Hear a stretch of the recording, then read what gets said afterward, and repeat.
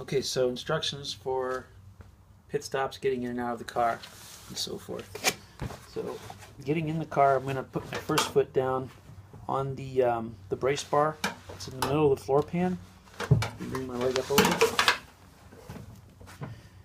And as I bring myself in, I'm holding on to the roll cage at the point up here. You may not be able to see. I've got one arm underneath and one arm up on top. And then as I come in, I'm trying to land kind of in the middle of the seat instead of all the way back, because there's a support flange that hangs out and it will jab you in the back. So just trying to clear the hook here as you come in with your helmet. So you just lift up, drop in, and then you can scoot back. And when you're in the car, you can go ahead and start putting your belts on. Grabbing the right side is the one that has the belt fixed to it. And you can put the sub belt on first. This order really doesn't matter much, but we found that sometimes doing the lap belts and so forth is a little bit easier.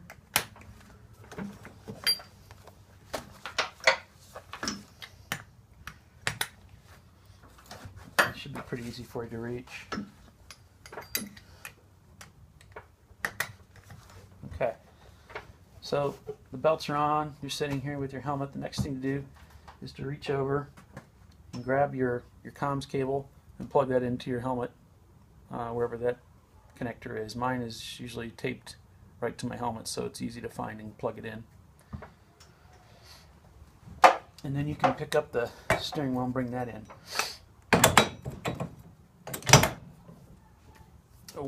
Once you're in here, the gauges have lenses that we've fixed to them. They're tubes and they're adjustable. You can move them for vision. They shroud the gauges so they're easier to see, and they're movable so that it can change for every driver, so you'll be able to see them. They do stick out a little ways, so just be careful of them, mindful of them as you go for the comm switch. So the most someone will help you get the net up and get the door shut. Make sure you pull on the steering wheel good to make sure that it's in place. But the most complex procedures is probably the driver coming in. So let's go over that a little bit. First off, when you're being called in to the pits, typically Anna will call you on the comms when you're probably around the straightaway area or past it, and she will tell you pit in 2 laps. So usually I acknowledge that I've heard her, and as I come around again, she'll see me and tell me pit this lap, and I'll acknowledge that pit and come back around.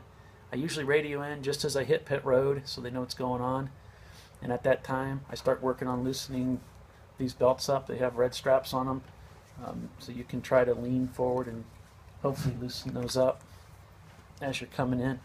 This is really important for the next guy. Alright, if you can loosen your lap belt at all, please do. It's just reaching down and grabbing the clasp and pulling up on it at the same time, rolling your hip.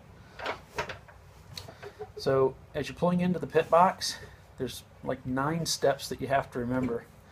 Okay, the first one is as you roll into the pit box, you want to make sure you position the car far enough away from the pit wall that you can open the door completely and someone can pass between that door and the wall. So there's a lot of room. There's a good amount of room that they can get the jack under the car and so on and so forth. There's no cramped quarters there.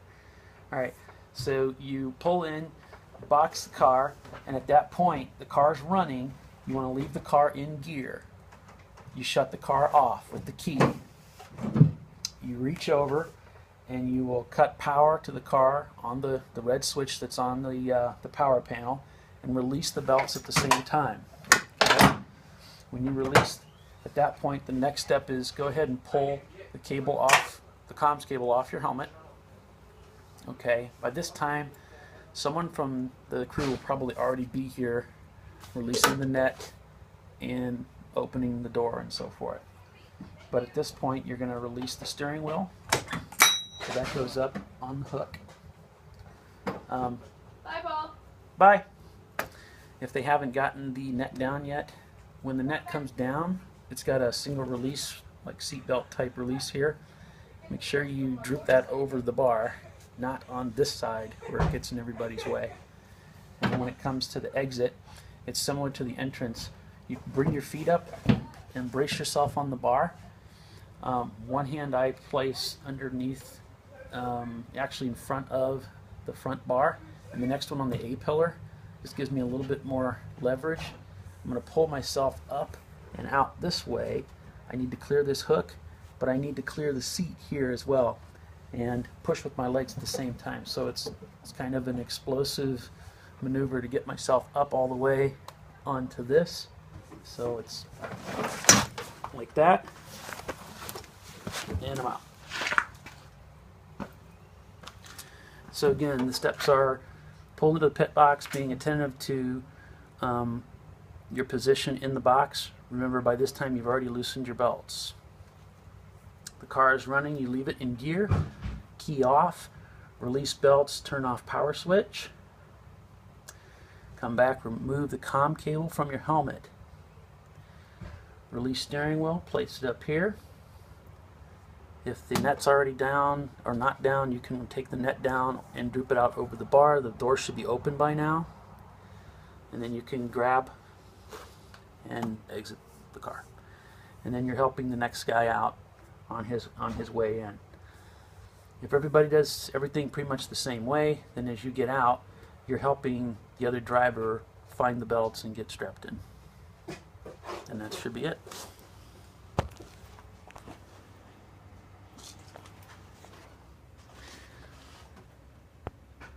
Here's what those gauges look like,